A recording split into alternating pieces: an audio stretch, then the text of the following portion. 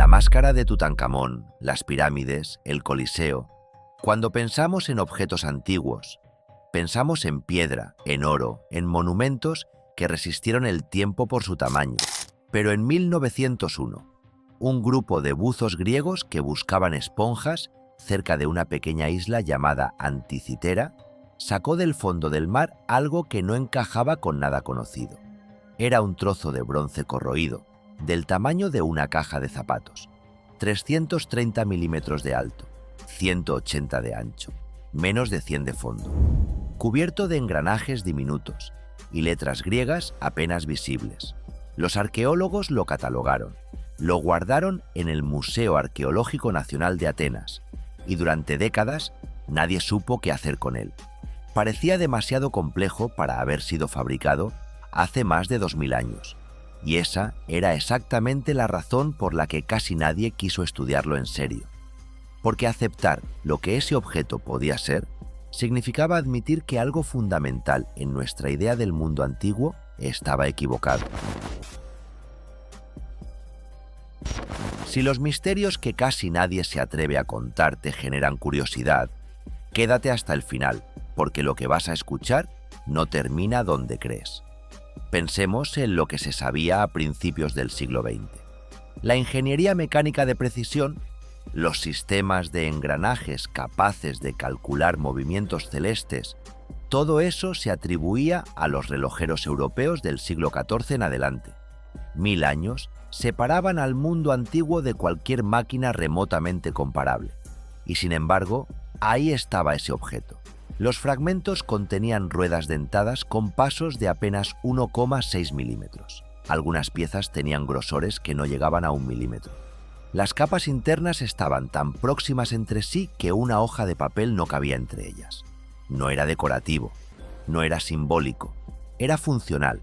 Alguien, en algún taller del Mediterráneo, probablemente entre los siglos II y I antes de nuestra era, había fabricado una máquina de cálculo astronómico portátil. El problema no era solo técnico, era conceptual, porque si algo así existió y se perdió, la pregunta incómoda era obvia. ¿Qué más se perdió con él? El barco donde viajaba el mecanismo no era cualquier embarcación, era un carguero de gran tamaño, más de 40 metros de eslora, más de 14 de manga, un mercante tipo Holcas que transportaba objetos de lujo, estatuas de bronce, joyas, cerámica fina, monedas. Probablemente navegaba desde el Mediterráneo oriental hacia Roma, o algún puerto importante del mundo romano. El naufragio ocurrió entre los años 70 y 60 antes de nuestra era. El mecanismo viajaba como parte de esa carga, lo que sugiere que no era un prototipo abandonado ni un juguete de inventor solitario. Alguien lo valoraba lo suficiente como para embarcarlo junto a piezas de arte. Durante el siglo XX, varios investigadores intentaron descifrar los fragmentos. En 1971, el físico Derek de Sola Price usó radiografías convencionales y logró identificar algunos engranajes internos. Su trabajo fue pionero, pero la tecnología de imagen de la época tenía límites brutales. Lo que Price pudo ver era como intentar leer un libro cerrado alumbrándolo con una vela desde fuera. Sabía que había texto, sabía que había estructura, pero los detalles se le escapaban. Y esos detalles eran precisamente lo que importaba. Entre los investigadores que revisaron el trabajo de Price, empezó a circular una sospecha que pocos se atrevían a formalizar. Las radiografías mostraban más capas de las que Price había descrito. Había inscripciones que apenas se adivinaban debajo de la corrosión. Ruedas que parecían cumplir funciones distintas a las propuestas. Algunos especialistas señalaron que el número de caracteres legibles, 923, según el conteo de Price, era probablemente una fracción mínima de lo que el objeto contenía, pero sin una forma de ver el interior, sin destruir los fragmentos. Esas sospechas quedaban en conversaciones de pasillo y notas al margen de artículos académicos. El mecanismo guardaba secretos que la tecnología del siglo XX no podía extraer. Y mientras tanto, La narrativa dominante seguía siendo que se trataba de un objeto curioso, sofisticado para su época, sí, pero probablemente más simple de lo que los entusiastas querían creer. A principios de los años 2000, un matemático formado en Cambridge, con carrera posterior en cine documental, tomó una decisión que cambiaría la historia de este artefacto.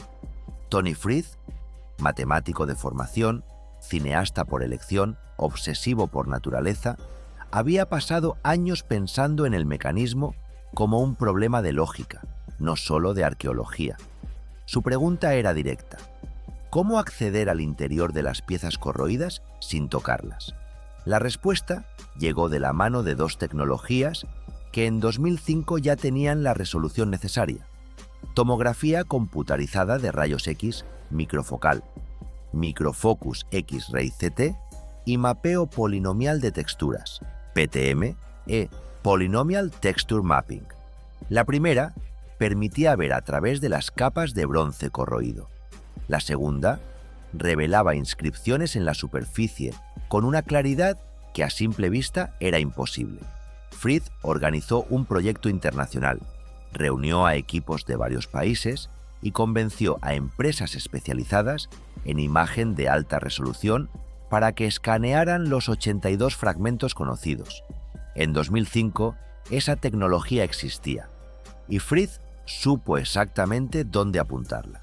Los primeros resultados dejaron al equipo en silencio. Lo que apareció en las pantallas superó cualquier expectativa.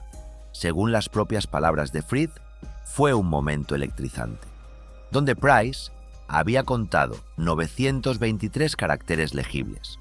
Los nuevos escaneos revelaron 2160. En el fragmento G, que Price había descifrado parcialmente con 180 caracteres, la tomografía hizo visibles 932. No fue que apareciera una pieza nueva, fue que la tecnología volvió visible lo invisible. Pero los números eran solo el OS, principio. Lo que esas inscripciones decían transformó la comprensión del artefacto. El equipo identificó instrucciones grabadas en griego antiguo que funcionaban como un manual de uso. No era una decoración simbólica. Alguien había grabado indicaciones prácticas para que el operador supiera qué significaba cada dial, cada escala, cada marcador. Y lo que el manual describía no era un simple calendario. En la cara posterior del mecanismo, el equipo descubrió un sistema de diales en espiral que codificaba ciclos astronómicos concretos. El dial metónico, una espiral de 5 vueltas que sincronizaba las fases lunares con el año solar a lo largo de 235 meses, equivalentes a 19 años. El dial de Saros, 223 meses lunares que permitían predecir eclipses solares y lunares con una precisión que todavía hoy resulta difícil de asimilar. Y un tercer dial, el de Exeligmos, que corregía el desfase acumulado del ciclo de Saros multiplicándolo por 3.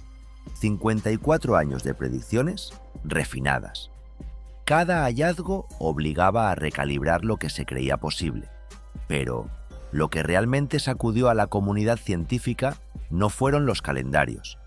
Fue lo que el equipo encontró dentro del mecanismo de predicción de eclipses. El dial de Saros no solo indicaba en qué mes podía ocurrir un eclipse, contenía glifos codificados, marcados con las letras H y sigma acompañados de números, que especificaban si el eclipse sería solar o lunar y a qué hora aproximada ocurriría.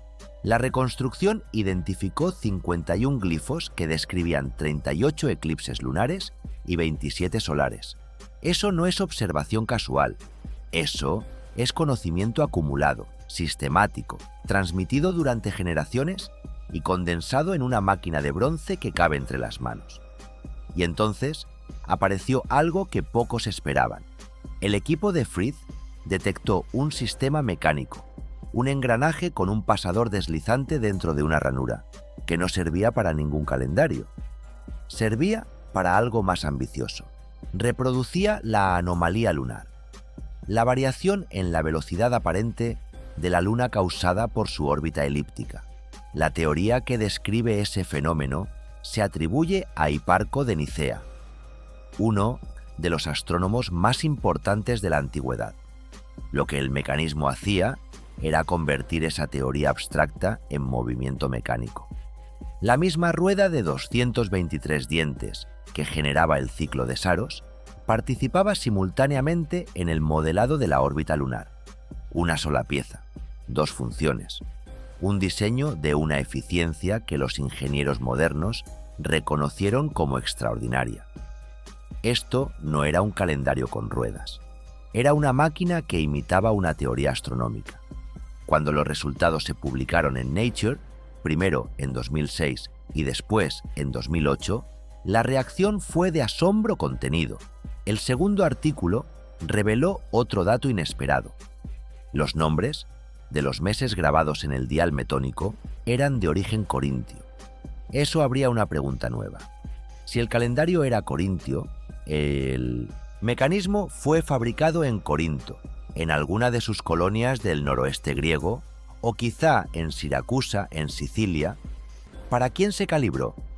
¿Quién lo encargó? Lo que cambió con el trabajo de Fried no fue solo nuestra comprensión de un objeto, fue la escala de lo que considerábamos posible en el mundo antiguo. Antes de estas investigaciones, la idea de que un ingeniero griego hubiera mecanizado ciclos astronómicos, predicciones de eclipses y correcciones orbitales en un dispositivo portátil era, para muchos especialistas, sencillamente impensable. Después de 2008, esa posibilidad dejó de ser hipótesis para convertirse en evidencia publicada y revisada por pares. Y eso abre una puerta incómoda. Si este nivel de sofisticación existió y se perdió durante más de 1000 años, ¿no volvemos a encontrar nada comparable hasta los relojes mecánicos medievales? La pregunta no es solo qué era el mecanismo de Anticitera. La pregunta es cuántos objetos como este terminaron en el fondo del mar, enterrados bajo capas de tiempo, sin que nadie los buscara porque nadie creía que pudieran existir. Hoy, Tony Fried continúa vinculado a la investigación como profesor honorario en el University College London. Su equipo sigue refinando los modelos, reproduciendo versiones físicas y digitales del mecanismo, incorporando cada fragmento nuevo que aparece. Pero hay algo que él dijo una vez y que merece quedarse contigo. Lo que define un gran descubrimiento es, en ocasiones, una pregunta sencilla que nadie se atrevió a formular. Así que te dejo con esta. ¿Qué otra cosa que damos por imposible simplemente no ha encontrado todavía a la persona dispuesta a mirarla de otra manera? Si este tipo de historias te hace pensar distinto sobre lo que creías saber, suscríbete y activa la campana, porque hay más misterios esperando, y algunos de ellos son más perturbadores que este.